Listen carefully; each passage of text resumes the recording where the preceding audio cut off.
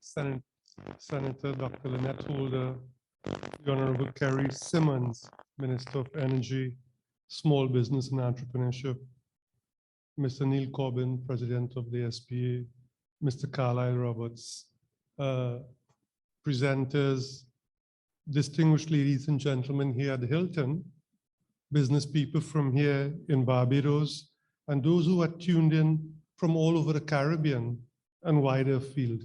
A pleasant good morning, good afternoon, and for our friend in Kenya who has joined us, and in the United Kingdom, good evening, good afternoon, good evening. I'm delighted to have this opportunity to be here and have the chance to engage with you, especially those who are in the small business sector. So this is a conversation that is really very important. It is said that timing is everything. And there's no better time to have this conversation on the state of the sector than now. In this regard, I would like to express my gratitude to Senator Dr. Lynette Holder and her team for first taking the initiative to organize this State of the Sector conference, and secondly, for inviting me to speak on the state of the MSME sector regionally. The work of the Small Business Association here in Barbados and initiatives like this are critically important, given the position that SMEs occupy in the economy here in Barbados, regionally, and indeed globally. Given the acute challenges we face across this beloved Caribbean of ours, it is clear for us to fast-track recovery and build resilience. The durability of MSMEs will surely be a deciding factor in the success of our recovery efforts. Therefore, the convening of this State of the Sector conference and the activities of this year's Small Business Week of the SPA have the highest relevance, given these unprecedented times that we all live in. And I think every speaker who have spoken previously have attested to that. So today I want to share with you a broad overview of the impact of the pandemic on your businesses, which you already know, throughout the region, and to help deepen our understanding of the state of the sector regionally. It is said to talk about an issue is the easy part. And I think we in Trinidad and Tobago, we are good at talking about issues. I think the harder part is about the solutions. And that's why I enjoyed listening to the presentations by the Honorable Minister, Mr. Corbyn, Mr. Roberts, the Chair, and the Secretary General of CARICOM, Her Excellency Carla Barnett. So I will also want to spend some time engaging with you on what we are actually doing and what can be done, where it matters, supporting your businesses on the ground. I do not think that the organizers would have it any other way. As you may know, Caribbean Export is a regional agency established to promote Caribbean trade globally and steer foreign direct investments our way, and to help advance private sector development in this Caribbean of ours. Like you, we also believe that to build a resilient Barbados and to build a resilient Caribbean, business has a central role to play in creating jobs and opportunity for our people, as just stated by the Secretary General of CARICOM. Therefore, you in the MSME sector are absolutely important to us and are the primary beneficiaries of the work and the programs of the Caribbean Export Development Agency.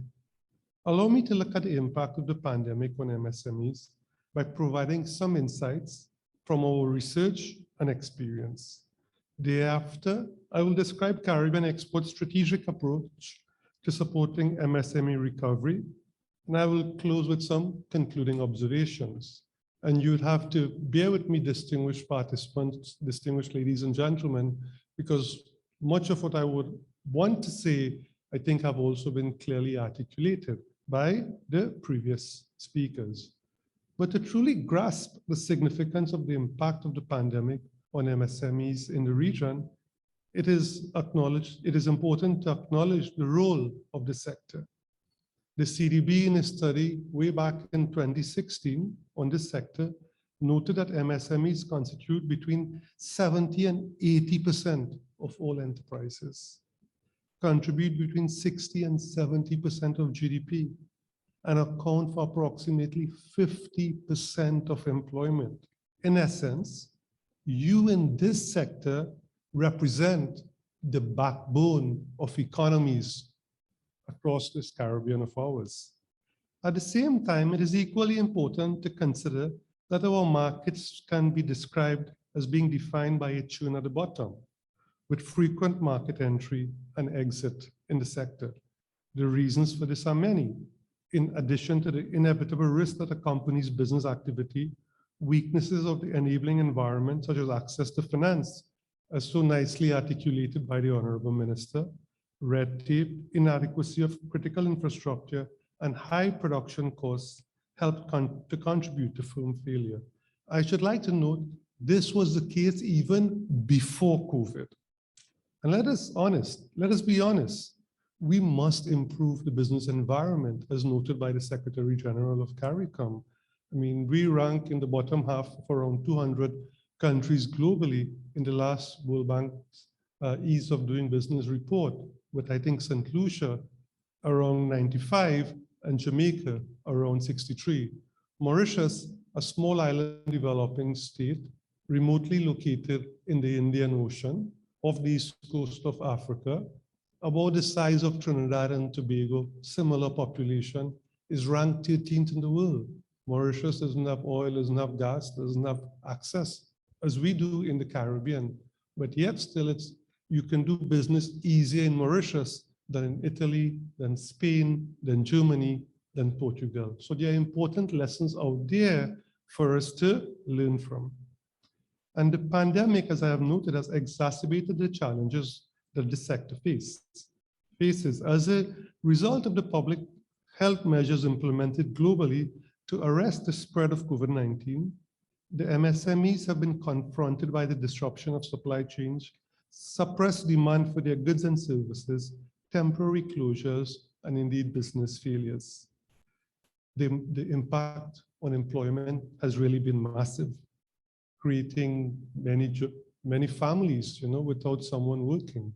And the MSME sector also account for a large percent of those who are employed in the middle class and lower economic classes. And therefore, when they are unemployed, what has happened in Barbados and across the Caribbean, and indeed globally, the most vulnerable people have been affected. Of course, these views, many share them. But what we wanted to do at the Caribbean Export Development Agency was to get the data, to get the facts. So together with the Caribbean Development Bank, and I think Mr. Corbin referred to the survey, we conducted a survey to find out specifically how the pandemic has affected businesses across the region. It is important to point out that what we wanted to do, we wanted to hear directly from businesses themselves. And this survey, in collaboration with the CDB, we got responses from close to 500 businesses across the Caribbean. And the results, to be quite honest, are staggering. Almost 50% of respondents reported having to close their physical operations and or halt production. Around 40% of respondents reported having to change the nature of their daily operations, including the use of virtual platforms to facilitate remote work. When asked how much the COVID-19 pandemic had impacted on their business on a scale from 1 to 5, with 1 being least significant and 5 being most significant, respondents recorded an impact level averaging almost 4 or 5. It has not been easy for the sector. You all are living it and certainly know it better than myself. Further probing revealed that businesses most affected by the pandemic were, not surprisingly, the areas most affected were finance, as so nicely noted by the Honorable Minister, followed by sales 73%, on operations 54%. We had almost 40% of respondents reporting that the pandemic costed them between 1,000 to 10,000 in revenue in the early stages, with a quarter of respondents reporting losses over 60,000 United States dollars. And may I add that this survey was done last year. The impact would be, I would think, at least double. Sadly, as I had indicated earlier, around 30% of survey respondents reported that they had to retrench staff. And the MSME sectors we know account for over 50% of employment in the Caribbean. And this is the most worrying, because the people who have been impacted the most are the most vulnerable in our society. While this news is by no means positive, we at Caribbean Export also believe there are opportunities for MSMEs who can restructure the operations, be innovative, and identify new markets. As a lead CARIFORUM institution for private sector development, this crisis, we believe, also represents an opportunity to recalibrate our development agenda. We must look to new business processes, new technologies, new sectors, and indeed new partnerships. And we must reimagine existing ones. I think it's Einstein who said that the definition of madness is doing the same thing over and over, expecting a different result. Same old isn't going to work for this Caribbean of ours. And the points made by our keynote speaker, Her Excellency Carla Barnett, are in sync with our own views and agenda going forward. So the question obviously arises from business people across this Caribbean of ours. So what are you doing about it? How will we leverage this opportunity to recalibrate? We at the Caribbean Export have developed a 3-year strategic plan to guide our approach to private sector development. We have already started implementation.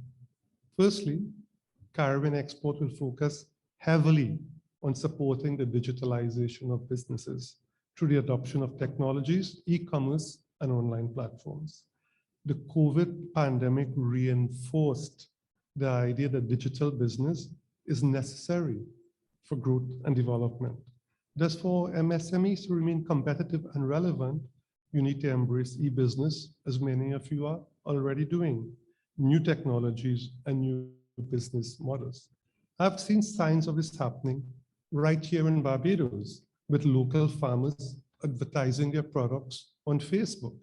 In Trinidad and Tobago, local farmers have also organized themselves in a Facebook group, which serves as a peer support mechanism with close to 50,000 members. Both represent progress. However, this cannot be individual and ad hoc. We need to establish organized and systematic approaches to help our MSMEs embrace technology as a friend and an asset. We are the Caribbean Export here providing training, capacity building across the region, e-commerce and digitalization. A typical training will have at least 400 participants from across the Caribbean. This is first that our businesses have this type of knowledge. Secondly, a big issue for all MSMEs is the cost of energy. And again, the Secretary General of CARICOM raised this point. In our region, the cost of energy is the highest in the world. And if the cost of energy is the highest in the world, it drives up your cost of doing business. And we are acutely aware of the impact of this in the region. This is precisely why our grants program and the technical support we provide for businesses across the Caribbean, driving down the cost of energy through energy efficiency, represents an important component. And this program, we believe, will bolster the competitiveness of MSMEs by supporting the implementation of green business practices. Thirdly, consistent with the results of our COVID-19 survey regarding cash flow constraints, and I think this issue has been raised by the Secretary General of CARICOM, it has been raised by the Honorable Minister, and And, it's a big challenge here in Barbados, but across the Caribbean and globally. But there's a saying in law that time is of the essence. And whereas, of course, we want the appropriate policy environment, we need all partners on board. We need the banking sector to unlock billions of dollars that are in the banks here in the Caribbean, but we must act now. And therefore, specific programs are indeed required. So we are the Caribbean Export Development Agency. We actually have a direct assistance grant scheme with funding from the European Union. And we have been focusing these grants with projects on green technologies, innovation, and digitalization of business, with marginalized groups, including women and youth, being specially targeted. So we have done a first call for grants. Another grant program was launched several weeks ago, the Technical Assistance Program, also with the EU and the Caribbean Development Bank as partners, yet again to assist you and providing up to US $15,000 to beneficiaries. We receive approximately 350 applications for funding, and that had called for proposals, and we will be announcing the results next month. Furthermore, recognizing, as the minister indicated, the imperative of finance, we are currently planning to launch another call for proposals to provide grant funding under the 11th European Development Fund. We will have a larger envelope of funds through the continued generosity of the EU so that we can offer even more funding for you in the MSME sector across the region. Please look out for this launch next month. For more information, do visit our website at carib-export.com. Within the context of our strategic plan, it is important to emphasize where our focus will lie. We believe that we must focus on building the new economy, tapping into the opportunities that will be created by the blue and green economies. For sure, we need to help our MSMEs prepare for this transition, given the possibilities for the sector. Just in terms of jobs, a study done by the International Labour Organization and the Inter-American Development Bank estimated by transitioning to a green economy will create a minimum of 400,000 additional jobs in this Caribbean of ours. MSMEs must be an integral part of the shift, receiving the attendant benefits. Practically and concretely, we also need to help our MSMEs take advantage of export markets via the trade agreements. We do not have a shortage of trade agreements. We have a trade agreement with the European Union, we have one with the United Kingdom, Caribbean with Canada, with Costa Rica, with Cuba. The issue is that what do we do to ensure that our businesses across the Caribbean take advantage of the opportunities? And we at the Caribbean Export Development Agency have been working across the region, helping businesses sharpen their focus, improve their products so they can access these markets. And I like what the Honorable Minister said about standards and the importance of improving standards, because what is the reality for us in the Caribbean? The reality for us in the Caribbean is that we can't mass produce like China. We simply don't have the scale to do so. We can't mass produce like India or Ethiopia or Ghana or Nigeria. So for us, it is, as the minister said, it is about standards, and specifically, it's about taking advantage of this market access, and it's about premium product for a premium market at a premium price. And I think in doing so, we will create jobs and opportunity and earn precious foreign exchange. I wish just to make around 3 points in some concluding thoughts, leveraging on the excellent points made in this morning's opening session. One is a region, quite simply, we cannot proceed alone. I have lived and worked in Africa, in Asia, in the United States, in Europe. And And I returned to the Caribbean because I wanted to serve this region of ours in this time of trial, but a time of opportunity. What I have recognized quite clearly, when you look at Africa, for example, in May of 2019, they launched a very exciting initiative, the African Free Trade Continental Area. And this free trade area, comprising 54 countries, is the largest free trade bloc on this planet of ours. So Africa, with 54 countries disparate in terms of ethnicity, language, culture, it's a massive continent, and I spend time serving there. And they are working so hard to come closer together. And we, as a small individual countries, we can't survive globally, or in fact, within our hemisphere, if we act individually. So regional integration for us is really not an option. It's an imperative. And I take solace, and I'm heartened by the tireless efforts of the lead Prime Minister on the Caribbean Single Market and Economy, the Honorable Mia Mottley, in working so hard to achieve a Caribbean Single Market and Economy. So for us, at the Caribbean Export Development Agency, one important concluding thought is the imperative of regional integration. Secondly, we are aware that resources are limited, and we need to optimize all resources, including financing. Therefore, development partners and agencies, including Caribbean Export, must work hand in glove to deliver results for our people. Fragmentation, exacerbated by already limited resources, is not going to help our cause. We need to work as one.